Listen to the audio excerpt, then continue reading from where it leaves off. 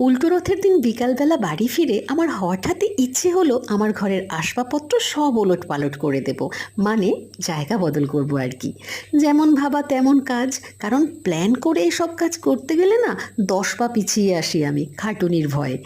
এখন মনে যখন হয়েছে এখনই করব। শোকেসের সমস্ত বইপত্র বার করে আমি খাটের উপরে রেখেছি, আর আসবাবপত্রগুলো এদিক ওদিক করায় প্রচুর জঞ্জাল বেরিয়েছে। আমার ঘরের অবস্থাটা দেখুন এখন একবার।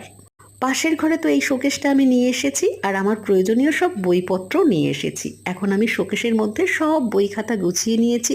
এত বই খাতা গুছিয়ে নেওয়ার পরেও ও ঘরে চলুন, আমার খাটের অবস্থাটা এখনও দেখুন কি করুণ দশা।